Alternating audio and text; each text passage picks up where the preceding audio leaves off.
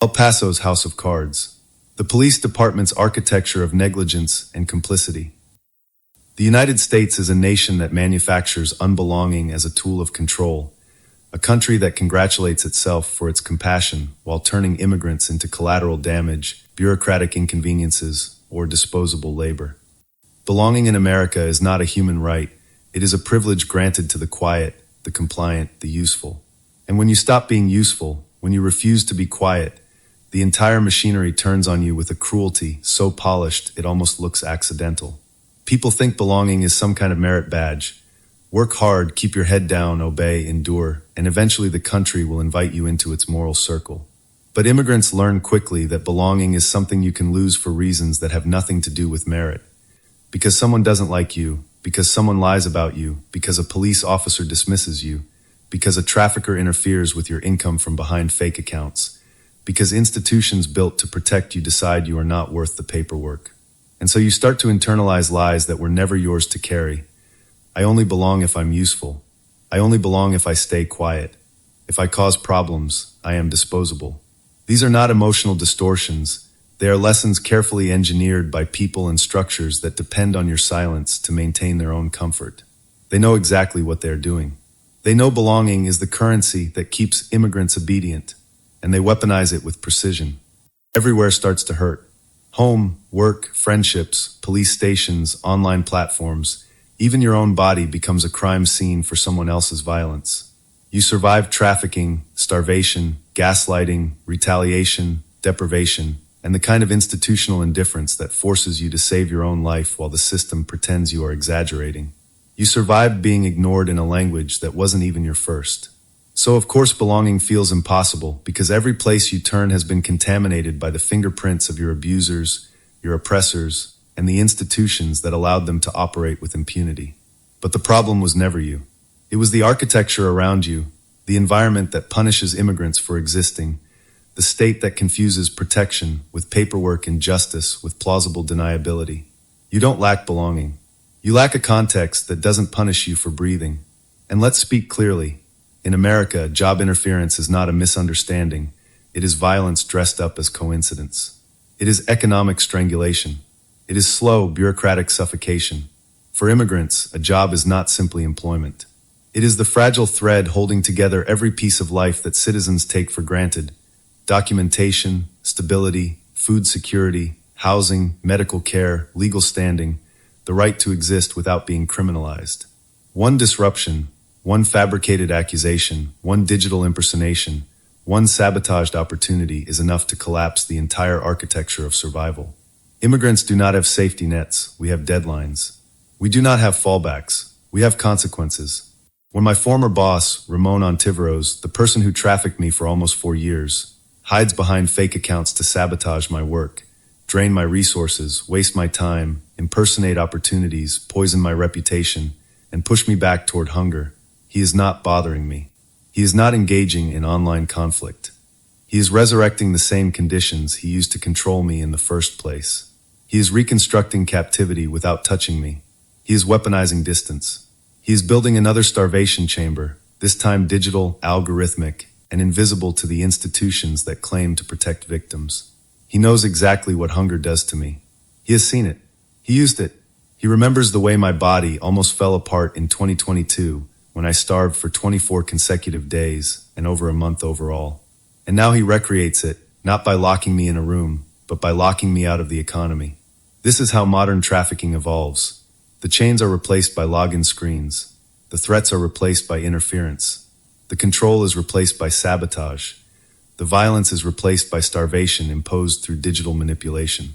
This is not accidental. This is strategy. This is retaliation engineered in a country where the institutions responsible for protection refuse to acknowledge digital coercion as real harm, real violence, real trafficking. And he got away with it, not because he is clever, not because he covered his tracks perfectly, not because justice is elusive, but because the El Paso Police Department refused to take me seriously. They refused to believe me. They refused to investigate. They refused to request subpoenas. And now, with breathtaking negligence, they have reduced an entire pattern of documented harm to a background check. They reviewed his history, saw that his record was clean, and decided that my starvation, my reports, my evidence, and my life were not worth a single inconvenience. They used his lack of prior arrests as a shield to justify their own refusal to act, as if a clean record were proof of innocence instead of proof of their own failure to look. I refused to believe this was a single case. I must be part of a pattern, a repeated refusal to investigate cases that were simple, verifiable, and urgent. Every time they have ignored a report, declined a subpoena, or dismissed digital evidence, they did not merely fail a victim, they created a hole in a system already riddled with holes. Each refusal compounded the last. Evidence went uncollected, records went uncorrelated, timelines collapsed, digital traces evaporated. And now, when the department attempts to investigate, they find nothing, because everything that could have been found was already discarded, abandoned, or allowed to dissolve through bureaucratic neglect. Their system does not fail occasionally, it fails by design.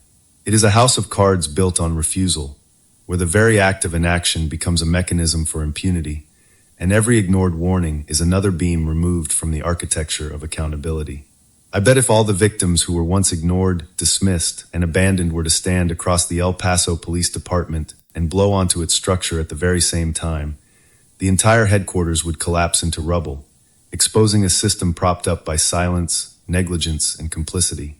El Paso Police Department refused to treat an immigrant survivor as someone worth the time, worth the paperwork, worth the basic dignity of being heard. Their refusal became his weapon.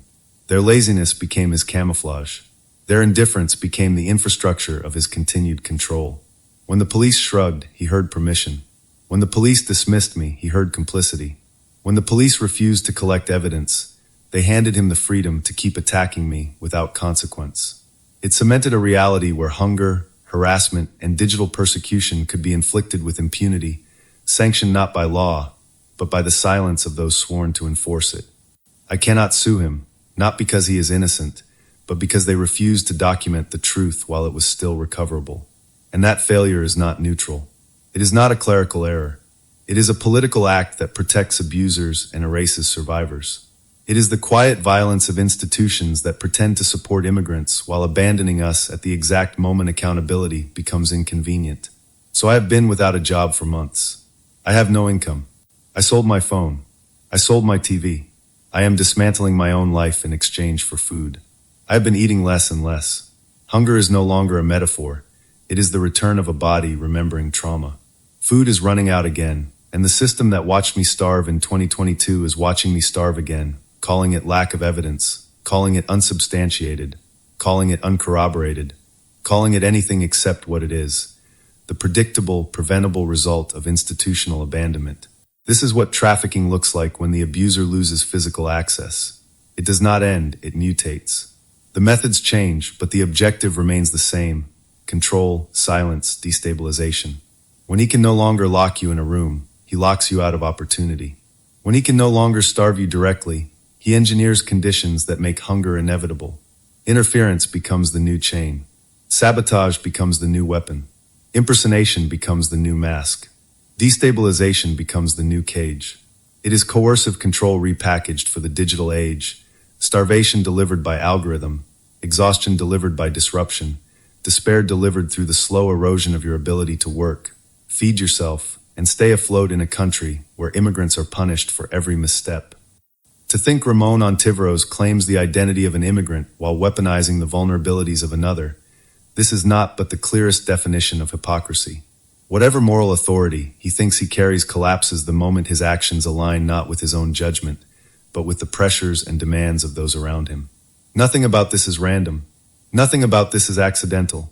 It is not a misunderstanding, not a conflict, not someone playing with fake accounts, not a petty grudge online. It is a continuation of the original crime through new means.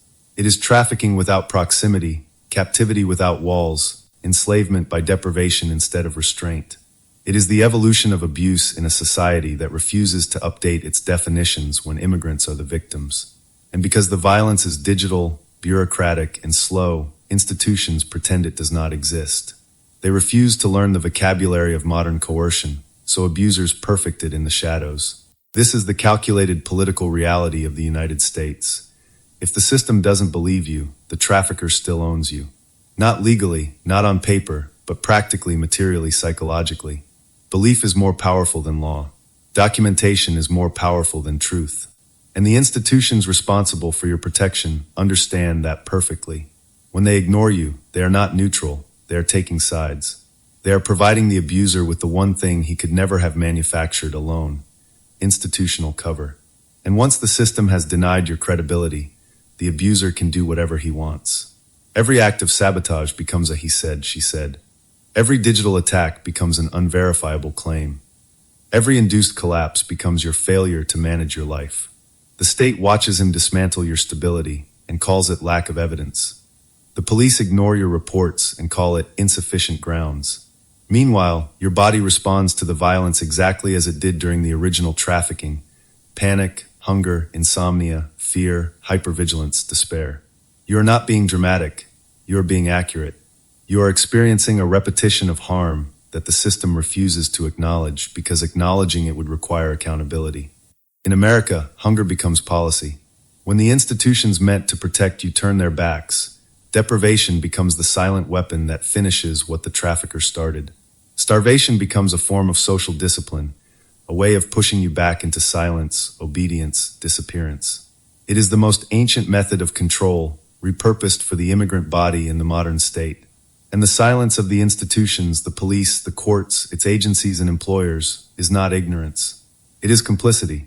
It is the architecture that allows coercive control to continue long after the physical captivity ends. This is the truth the system cannot bear to name. I am not overreacting. I am surviving violence that America refuses to recognize, because recognizing it would force the country to admit that its institutions are not just failing immigrants, they are enabling the people who harm us. And yet, the country has the arrogance to talk about belonging. America recites that word like a prayer it never intends to answer. It mouths it like scripture, weaponizes it like policy, sells it like a brand. It tells immigrants to assimilate as if assimilation were salvation, commands us to integrate as if the problem were our presence and not the systems that feast on our vulnerability. It demands that we trust the police, trust the institutions, trust due process, trust the very scaffolding that collapses the moment we lean on it. It promises protection in the abstract and delivers abandonment in the concrete. And then, when the debris settles, when the institutions that swore they would catch you let you fall through the cracks they refused to repair, this country has the cosmic audacity to look confused when you ask whether you belong anywhere at all. They pretend the question came from your instability, from your trauma, from your intensity. They pretend you conjured it from thin air. They pretend they don't know exactly what they did to you in the first place. They pretend they did not train that question into your bones through negligence, dismissal, starvation, and institutional betrayal. They behave as if your unbelonging is a personal issue when it is the artifact of their own indifference. Your question is not a cry for reassurance. It is a forensic report, a political autopsy of every system that swore it was designed to protect you and then dragged you to the edge of survival with bureaucratic hypocrisy. But here is the truth they cannot sanitize, cannot redact, cannot legislate out of existence. Belonging was never theirs to distribute. It was never in the hands of the institutions that abandoned me. It was never in the hands of the trafficker who tried to erase me. It was never in the hands of the police who decided I was not worth the paperwork. It was never in the hands of a country that requires immigrants to endure violence in silence and then acts scandalized when silence finally breaks. I belong because I exist, and my existence is already political. I belong because I create. Every sentence I write is a jurisdiction they cannot invade. I belong because I speak. My voice is an archive that outlives every institution that tried to smother it. I belong because I refuse to disappear, because disappearance is what the system expected, and I refuse to perform obedience through vanishing. I belong in my work, in my testimony, in the future audiences who will look at my story and feel something unshakable shift in their understanding of this country's cruelty. I belong in the places where I am not a tool, where my intelligence is not treated as hostility, where my anger is not mischaracterized as instability, where my humanity is not rationed like a government benefit. I belong in every space the system tried to evacuate me from. I am the shadow they cannot eliminate, the voice they cannot mute, the proof they cannot alter. I belong in the public record of everything they hoped would stay hidden. I am not an error, I am a resolution. I am the evidence of how trafficking continues when law enforcement refuses to acknowledge it, the evidence of how hunger is used as an unofficial instrument of immigration control, the evidence of what institutions do when they are given the choice between protecting the vulnerable and protecting their own comfort. I am the evidence that this country does not malfunction. It operates exactly as designed. And evidence, real evidence, does not beg. It does not shrink. It does not starve quietly to protect anyone's illusions of justice. Evidence stands. Evidence speaks. Evidence survives. And evidence burns the building down with truth. Truth so unignorable, so structurally devastating, that the entire edifice collapses under the weight of its own hypocrisy.